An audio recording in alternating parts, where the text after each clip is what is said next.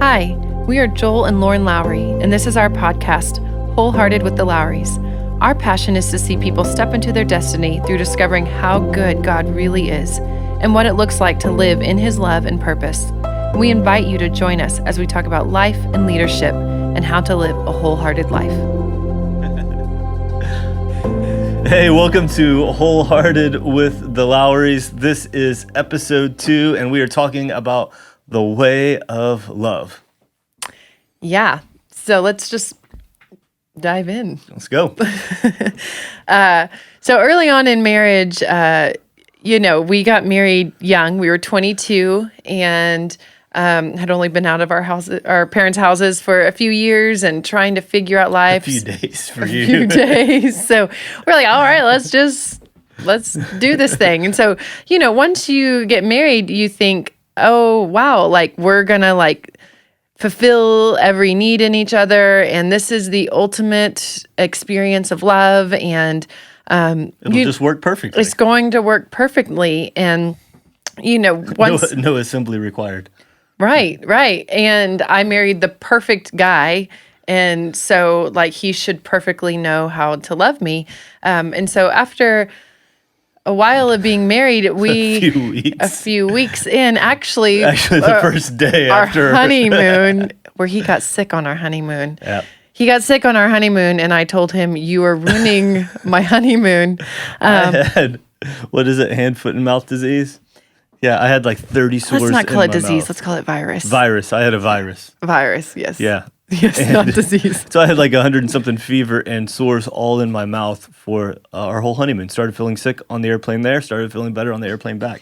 Yeah, and so I told him, you are ruining my honeymoon, because at the time I had a poverty mentality of thinking, this is my one and only honeymoon, and it has to be perfect, and it has to perfectly capture these things and have these memories, because I'm never going to get another honeymoon again or an experience like this, and it has to be perfect. And so I became angry and selfish because he was ruining it.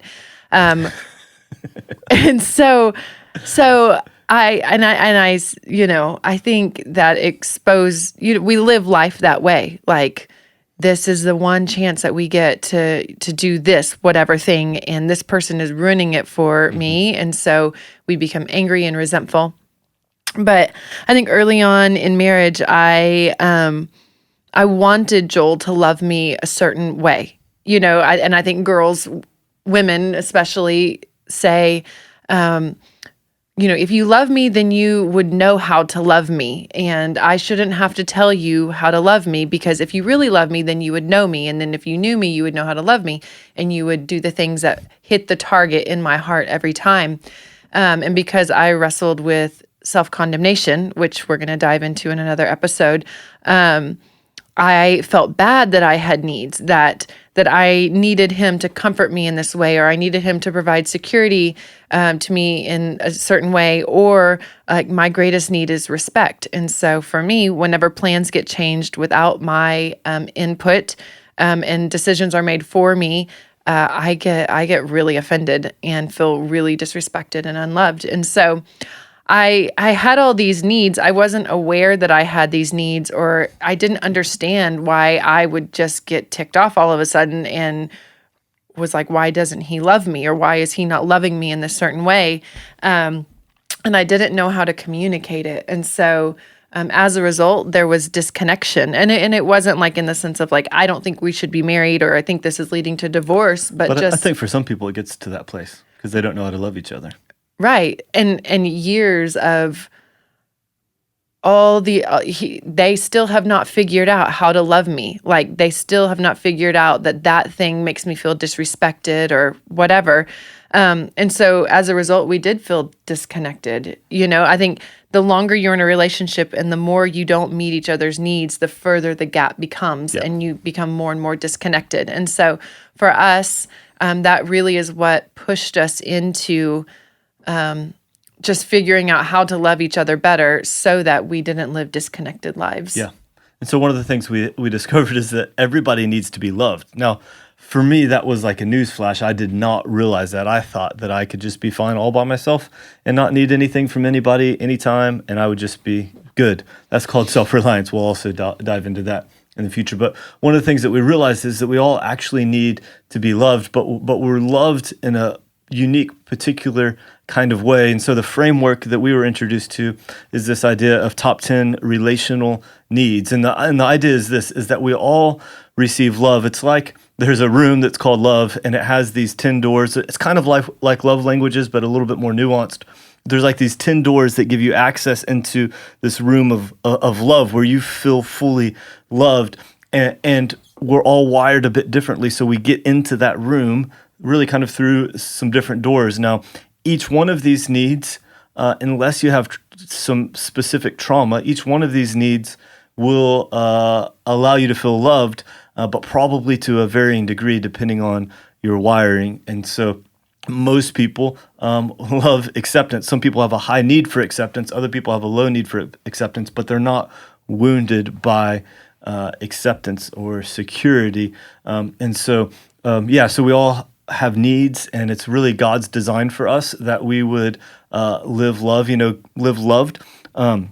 In the very beginning, in Genesis 1, we see that God existed in three persons, yet one God, the Trinity, and they were in this, the early church fathers called it like this overflowing, reciprocating circle of love, this divine dance. And so it's like they actually created us not out of need to be worshiped, but actually out of the overflow of their love. And they really, I've heard it described this way: they invited us into the circle of their love, like that we were invited to be loved. And one of the phrases that shaped my life is that you can't give what you haven't received. And so this reality is that if we want to love well, we've got to receive love.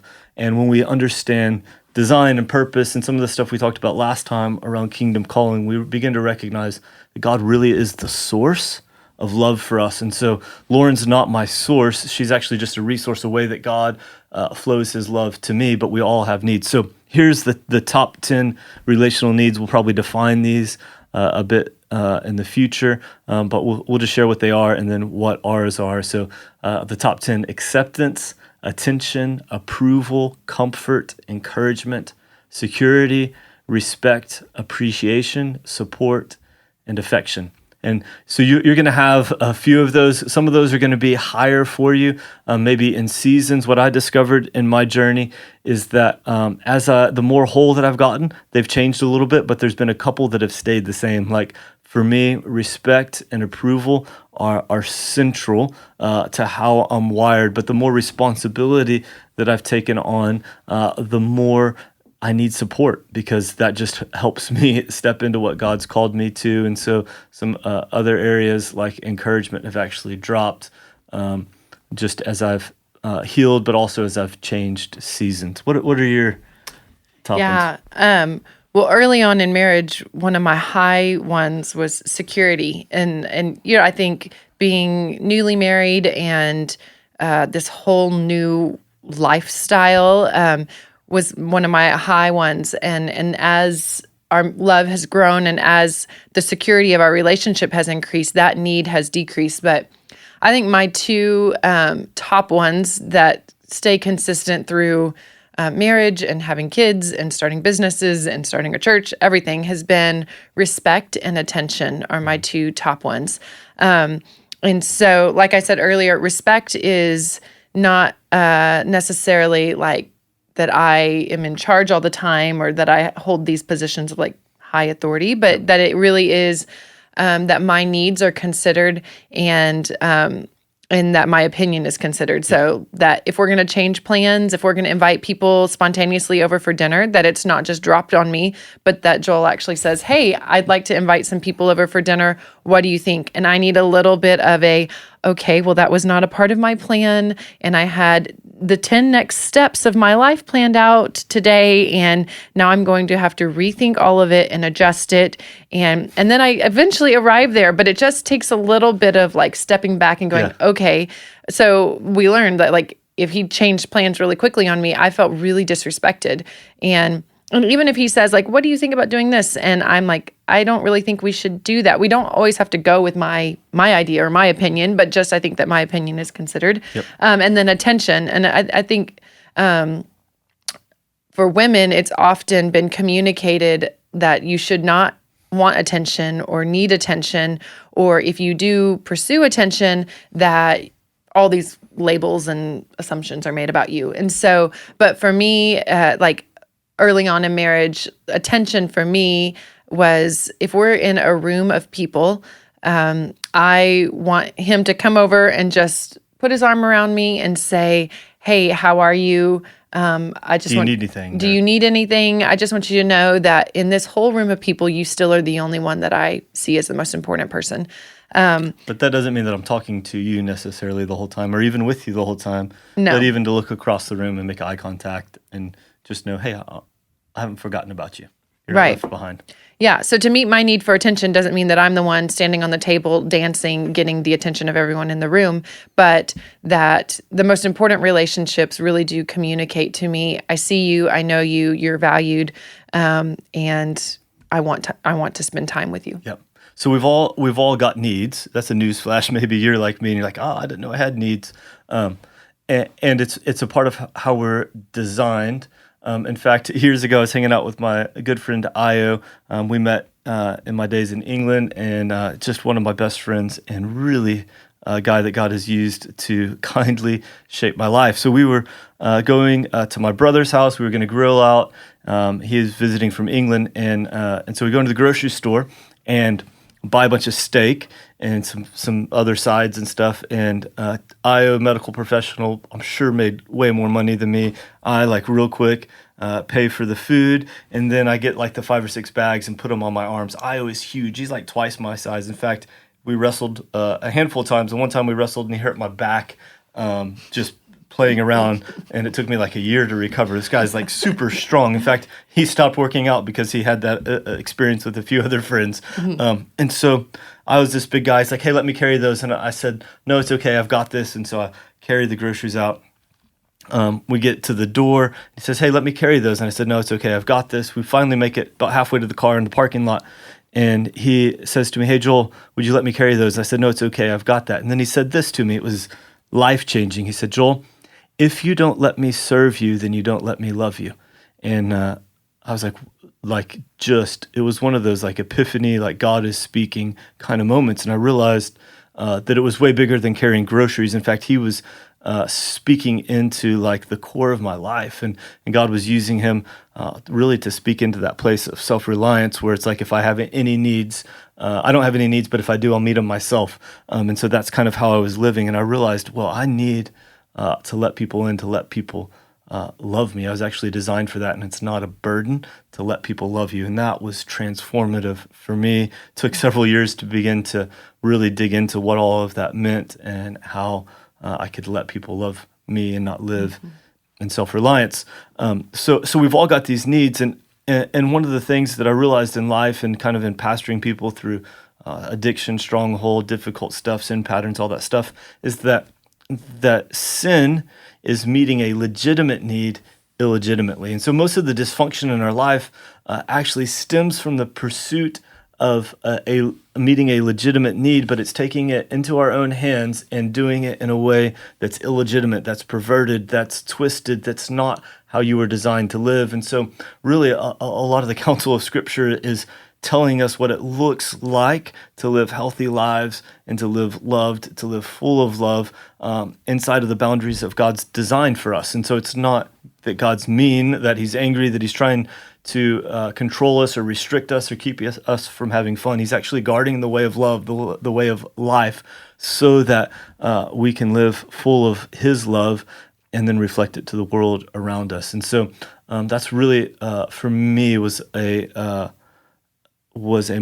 just a paradigm shifting view that sin really is meeting a legitimate need illegitimately. It's like the guy or girl struggling with pornography. It's like, man, they just need probably some acceptance, definitely some affection, maybe some comfort. And instead of trusting God and living out his design, they go down their own road of illegitimate pursuit. And it ends up to be in a lot of ways an illusion because it leaves you feeling more alone and empty, and then it's a trap because it tends to stem into addiction and all sorts of dysfunction, and it creates weird weird places, weird dynamics in your relationships and how you pursue people, and now you begin to over-sexualize, all that kind of stuff. And so I think it's really key that we first understand, hey, it's okay that I have needs, and then that there's actually a healthy way and an unhealthy way to get my needs met. And when I live out this way of love, this pathway that God's designed for me, there's a way that relationships work, that family, that marriage, that teams, that friendships, all of that stuff begins to flow in a certain direction that builds each other up and cares for each other well, and even allows each other to step fully into kingdom calling and purpose and God's design. Yeah. Yeah, I think for us, just having that paradigm in pastoring has been huge. And so I think oftentimes, leading a church or doing ministry, it's sin management, it's stop doing that, and if you don't stop doing that, then you're off the team, or we're going to bench you, or whatever. And so having that perspective of, whenever hard news comes to us of someone that's stuck in sin or wrestling with sin, and doing damage to people, right? And doing sin is destructive. Right. We can have the perspective of that this is actually not fatal. This is not that we can actually have hope for people, because we recognize, that is actually just a symptom of an underlying need that they are trying to get met. And so if we can help that person identify in their lives where that need is and why it's not being met healthily, or where the breakdown happened, or where the trauma happened, or is this just a pattern that you've learned? Is this how your family has always, had this need met? But helping them identify that then heals the broken part, and it stops the sin, because then if we can identify what the need is, then we can also help them identify how to get that need met healthily, and that is through healthy communication. It's through letting that God be the source of our, meeting our needs, and first going to God to be the source of the need meter, to be our need meter, and then to go to people. One of the things that Scripture says is that anything that doesn't come from faith is sin. And here's how that applies to what we're talking about. Faith recognizes God as the source. And so anything lived outside of that place of faith, or I consider faith not just like this like self-mustered up belief, but it really is a relational word. It's like when I begin to really trust God that He's my source for life, for peace, for joy, for righteousness, all of those things, then what flows out of that is now healthy and full of life. And so anything that doesn't come from faith is sin. It's because when I disconnect from faith and start trying to figure out everything on my own, it will always lead me into a trap. It'll put me in the tree of the knowledge of good and evil instead of the tree of life. Yeah. Yep. It's good. It's good stuff. Good stuff. Hey, you want to talk to us about the baseball diamond? Yeah. So the baseball diamond is, if you are on our team, then... Or done premarital counseling. Done premarital counseling with us. Marriage counseling. Any kind of... If you hung out with us for more than about 10 minutes... You are going to hear about the baseball diamond. And this actually really has so shaped our lives. And so the idea of the baseball diamond is that relationship travels around, or healthy relationship should travel around something that looks similar to a baseball diamond. And so our goal in life and in relationships is to be creative and connected. That's home plate. And that's where we all want to live. Like, I want to live in my marriage creative and connected. I want to live with my kids creative and connected. I want any organization I lead that the dynamics of that relationship would be creative and connected. Yeah, and I would say, so connection really is like, I think, the fullness of love. It's like what Jesus prays in John 17, that they would be one, even as you and I, Father, are one. It's that place. And then creative is really one. It's expressing who God's designed you to be uniquely, but even in collaboration with each other. And then it's also doing what's never been done before. I feel like that God has things in his heart that he's created for humanity to experience and to live in that haven't been done before. And one of the things, one of my life goals is to do what hasn't been done before, to create what hasn't been created before. And I realized this: I'm not so brilliant or creative on my own that I'm going to step into that. But I do think that in the midst of collaboration, of connection, that possibly a group of people that I run with, the phrase I picked up from some folks that have really impacted my life, this church in Waco called Antioch, was that we would be glorious comrades. And that's really what I want, is people that are like lifelong running buddies, that we're not just a bunch of, like the show Friends, sitting on the couch drinking coffee, trading partners, sleeping together, that kind of thing, which church kind of becomes sometimes. But actually that we'd be like the fellowship on Lord of the Rings, that we would maybe all be different, but we'd bring who we uniquely are to do what would be impossible for any one of us to do. And so I think that's in a large part for me what it means to be creative and connected. Right. And so our desire is to be in that place, and often we try to bypass just the relational path to get there, or we desire to get there, and we start in relationship, and we come up against these roadblocks and these constraints that we have in relationship, these unhealthy ways of doing relationship, and we just jump ship, and we're like, well, this is never going to work because I want to be creative and connected, but I keep bumping up against these certain things in relationship. I'm sure you can relate. Yeah, and so most people live life and do relationship at like the lowest common denominator. It's like, what's the low bar that we can still get along, that we can still kind of coexist with? In fact, Mike, the guy that married me, he was talking to a guy named Dan Allender, who is like a relationship counseling guru, the guy that a lot of people in the Christian world will quietly go to, like Christian celebrity kind of folks when their world's falling apart. Brilliant guy. And Dan said I could count on one hand the number of healthy relationships that I know. And it's because people don't know how to live out this way of love, really kind of what we would talk about in the baseball diamond. Yeah. Mike, you said Mike married you. What? You said the guy that married me. You said Mike, the guy that married me. Mentored me. Mentored. I probably just mumbled, but maybe I said married. I don't know. I meant to say mentored me. I did not marry Mike. I like Mike, but not that way.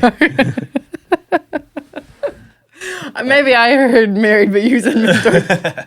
Just for the record, Mike that mentored him. So we have to take these certain steps in order to get to healthy relationship. And so the first step in that, the first base, is to know and care for someone. And that sounds like, I care about you.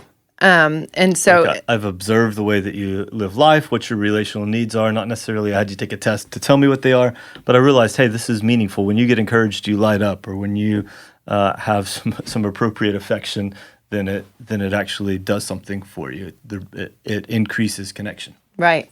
So when you come into relationship, a new relationship, or if you're pastoring, what you want to do is know and care for that person before you ever try to get on to accomplishing anything. And this is where, I don't know if you've ever worked in a school project or a team dynamic, and you have to accomplish something together, and there is massive fallout, and there's breakdown, and people get hurt and feel disrespected, and it's horrible. Yep. Group projects are horrible.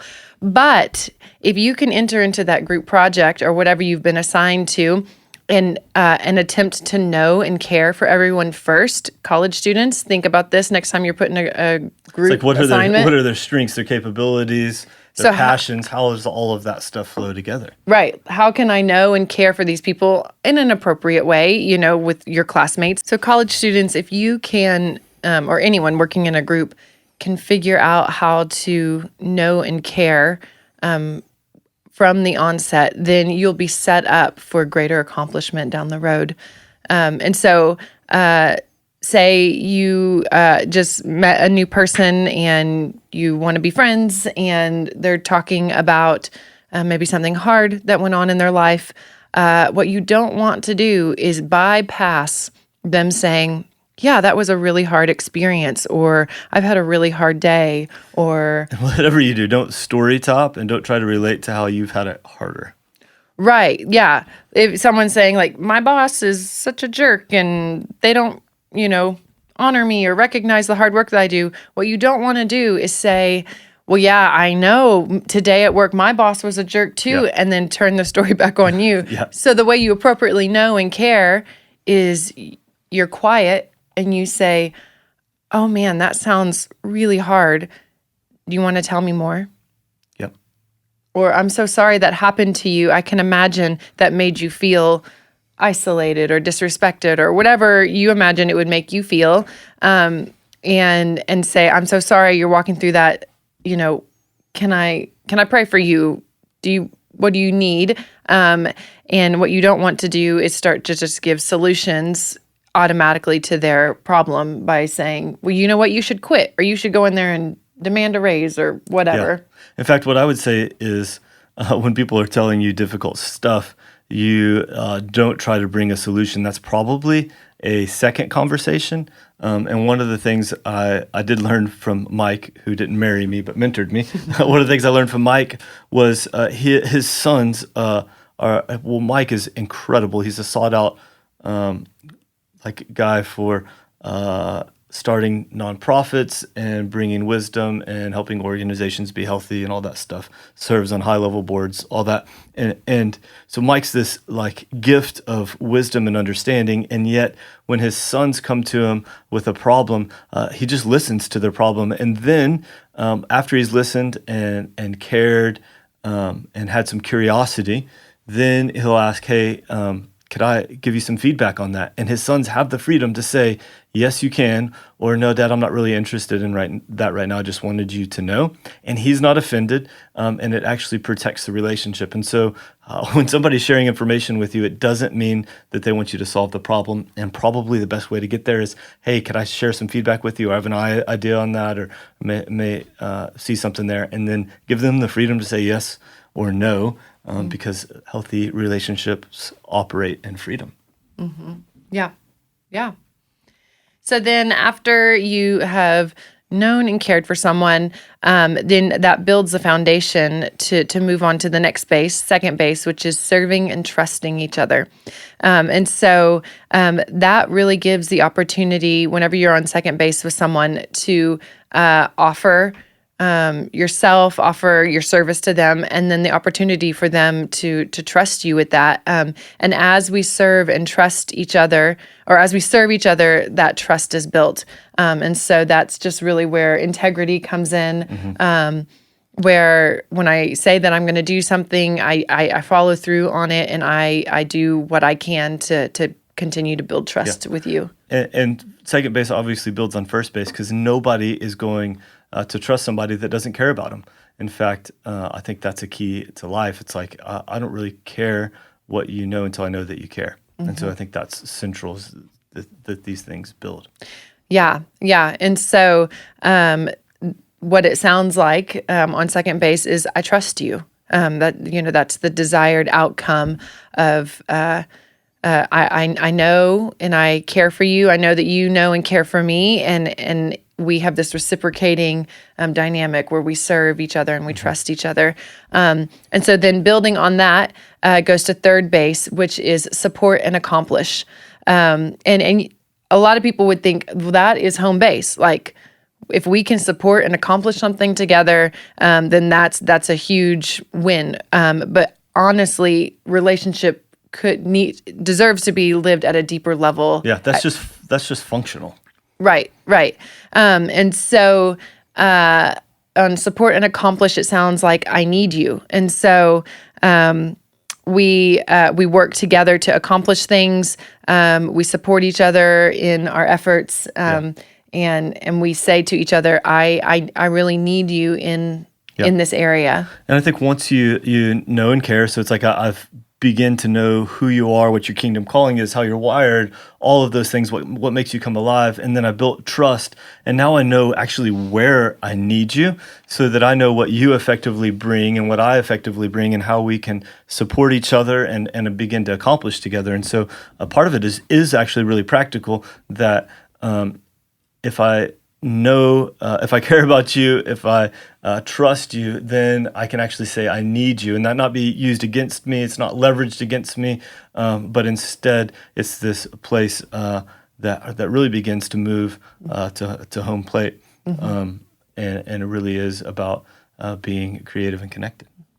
And what we found is whenever there's a breakdown on, say there's a breakdown on second base where we can't serve and trust each other, it's likely that there has been a breakdown on the knowing and caring part of the relationship. And so if we can't serve and trust each other, then we need to go back to first base and figure out, okay, how do we need to know and care for each other more, so that we have that to build on, so that we can serve and trust each other. Or why can't we accomplish anything together? Or why is there a breakdown? Well, maybe we need to go back to, there was a breakdown whenever we were trying to serve each other and there was trust broken.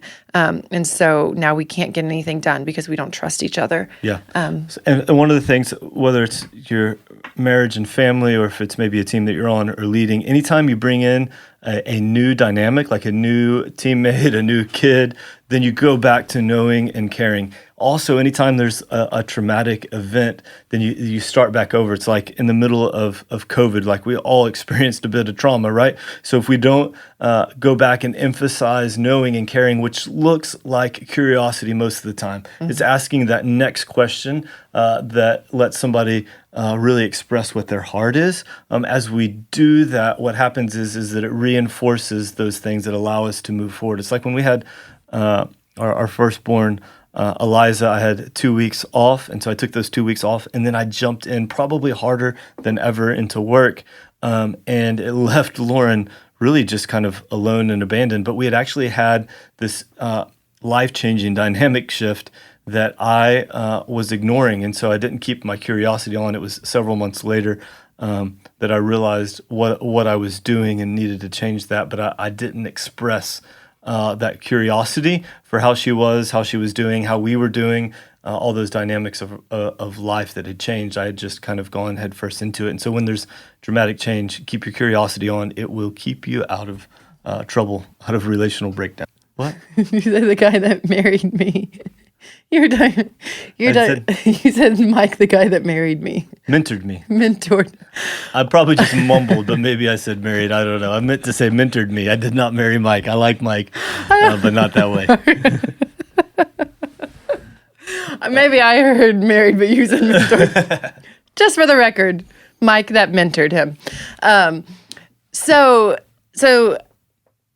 we have to take these certain steps in order to get to healthy relationship. And so the first step in that, the first base, is to know and care for someone. And that sounds like I care about you. And so I've observed the way that you live life, what your relational needs are, not necessarily an assignment, some homework. Why don't you pick 2 or 3 relationships and just keep your curiosity on? Ask them how they're doing. Ask some like second and third layer questions, like they say, "Hey, I'm doing really great. Why are you doing great? What's going on in your life?" Or if they're not doing well, say, "Okay, well, what's going on?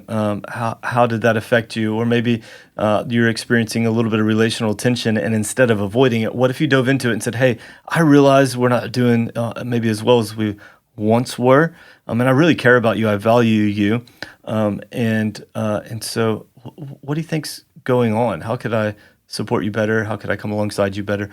Those kind of things. And that the humility of curiosity is transformative in relationships. Actually, as I'm saying this, thinking of a couple of relationships that I need to up my curiosity in, so that we could maybe go back to running together like we once were. Yeah. So thanks for joining us on this episode, and we can't wait to be with you again.